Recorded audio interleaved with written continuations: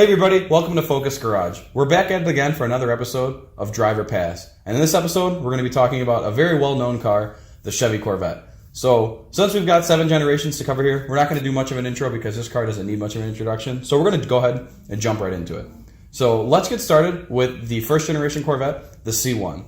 The first generation Corvette was made for 9 years, and it didn't actually do too well. Despite everybody knowing that and loving the Corvette today, the first generation didn't do very well. This car was rushed to production by Chevy. Not a lot of people knew about it. It kind of fell short of what it was supposed to do, and because of that, not a lot of people bought it. So it kind of struggled through this first generation. It did obviously make improvements along the whole way. A little well-known fact here is that this is the first and only Corvette to offer a inline-6 engine, only available in the first gen, the C1 here.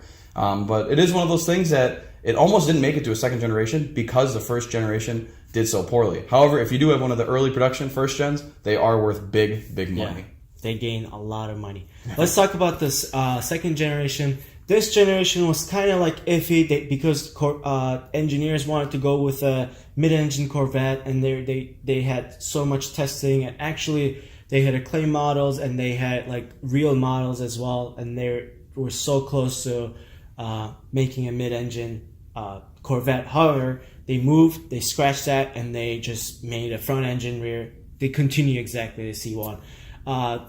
It was the first generation to have independent suspension all around. It still kept the same drivetrain from the first generation, except the inline 6. And then it got a little bit heavier because it was a bigger car than the first generation.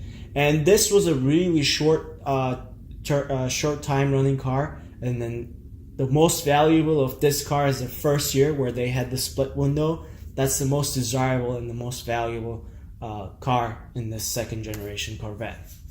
Moving right along to the C3 here. This I'd say is maybe one of the more iconic generations of Corvette as far as like the older ones goes. A lot of people that hear Corvette, they see Corvette, they think of these cars. This is because it was made for a very long time. This car was made for over 10 years.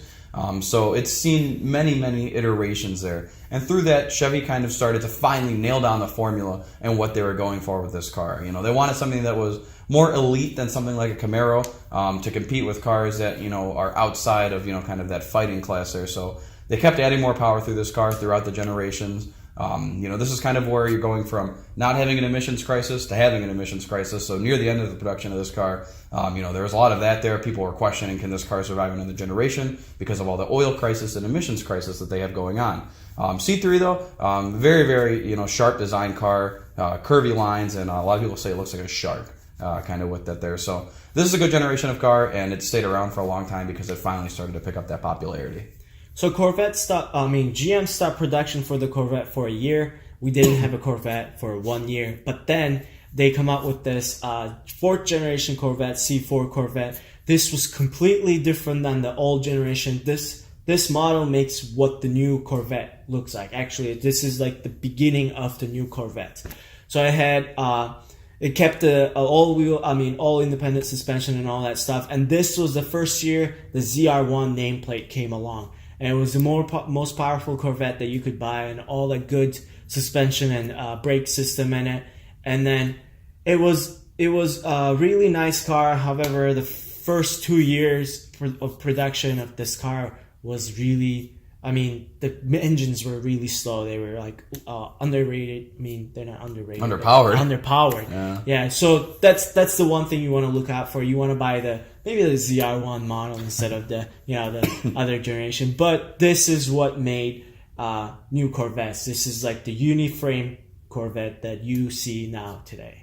Yeah. So jumping right along, from the C4 to the C5, which is actually personally one of my favorite style cars ever. I think this was just a hands down gorgeous car. It really survived the test of time well. One of the last cars you get with the flip up headlights, and it's a very iconic looking car. So much to the fact that I owned one. I owned a C5 Z06. Beautiful car. But anyways, with this car, this was pretty much an improvement from the C4. This isn't so much of a huge engineering marvel as it so much is just improvement over what you're seeing from the C4. So they gave you more legroom inside the interior. Obviously, you have the almighty LS1 engine, which finally appeared in this car. So you've got that, a little bit nicer interior. The car handled better. You have more sound deadening. And something neat with this is with the floor panels, they're actually made out of a composite material, which is composite balsa wood and more composite. So it's a very, very interesting design with that, but it helps shave weight in the car. It's a very light car for the power that it has. It's got good power to weight ratio, and these are great bargains right now from any year C5 that you're looking to buy. And then comes along this 6th generation Corvette, the best Corvette money can buy. The best bang for your buck right now. Like these, the base Corvette makes like 425, 50, yeah, whatever horsepower, and then you can go all the way up to ZR1, which is making like 600 some horsepower. And this is the second time ZR1 nameplate put on, and it was a V8 supercharged, awesome car with a cutout on the hood that you just can so look you at. Can see the blower. You can see the blower. There's not much to look at, but the worst thing about this is, unfortunately, the good track car Z06, they dropped head valves like crazy. They just, unfortunately, GM didn't fix that problem. They didn't honor their they didn't offer anything extended for that. Unfortunately. So if you're looking to buy one, make sure that if you're looking to buy a Z06, make sure that you do your homework and get one with either the head, the fix done already, or the fix is done. So I mean, this is an overall really great car. These are Porsche 911 Fighters. Actually, they're pretty solid cars. Yeah, absolutely. So moving on to the current generation Corvette, we've got the C7 here. After all the past versions of Corvettes where the generations have 4, 5, 6, 7 different engines, it's real simple here. You either get an engine with a blower or without a blower. So if you got a regular Corvette, you got one engine. If you've got the current Gen Z06, you get another engine. This generation did not see a ZR1 yet or anything like that. You pretty much got your coming pretty soon. You got your standard Corvette, the Z06, and more recently they released a Grand Sport. Like the previous Grand Sport, it looks like a Z06, but it's powered by the regular Corvette drivetrain.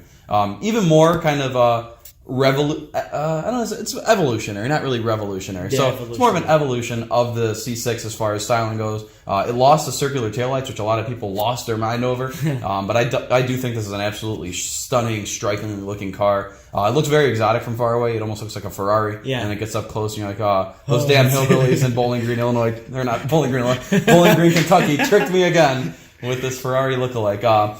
Great cars, though. These cars actually are now at the level where they're competing with supercars. If you have a Z06 that doesn't overheat on the track, you can compete with high caliber level of cars. So it is a great car for somebody that is serious about performance. Yeah, this will cover our 7 generation, and let's start with what we like or what we don't like about them. Thumbs up, thumbs down. All right, hit me. What do you think of the C1? C1, I would say yes, because first Corvette, it looks really nice, and it's a beautiful car. There's nothing much to tell, and with a big block V8 in it, it's awesome. I would say big thumbs up to that. Yep, you got to give it a thumbs up to where it all started. Yeah. What about second generation? Second generation, you know what? Being that Corvette's my favorite car, it's going to be hard. One of my favorite cars to say that I don't like the C2 either. Wow. It is one of those cars where I think if I've got to throw a thumbs down somewhere, it is going to be on this car. I think the shorter production run does kind of hold true to. There's a reason why that was the way it is that way. Just something about it doesn't strike me as quite as desirable as maybe the other generations of Corvette would be. That's sad to know. No. Well, the third generation, I'm going to say a thumbs up. That's kind of like my favorite Corvette. It looks really nice. I love how it looks like a clown shoe, actually. And unfortunately, engine is not there. The power is not there. But nothing an LS can swap it. Can change. I would own I'm that. Say thumbs up. I would own the hell out of a C3 with a modern LS or LT engine in it. That would be an awesome car. Yeah. And if you look around online, there's tons of people that have done it before. So that's a recipe for awesome. Yeah. C4. Well, C4. I'll start off with it. C4, absolutely huge thumbs up for this car because I think it is awesome that even the Corvettes we see today, if you're into the architecture of cars, they're very much based off of this. This is, the first Corvette. They have the leaf spring style suspension. The way the frame is made with the panels on top of it that don't have any structural, components to it. It's pretty much just a space frame type car. To see how that all the way back in the 80s carried through the now is awesome. So they obviously did something right there. Yeah, so this 5th generation, I'm going to say thumbs up as well. Well, this is getting thumbs up all over.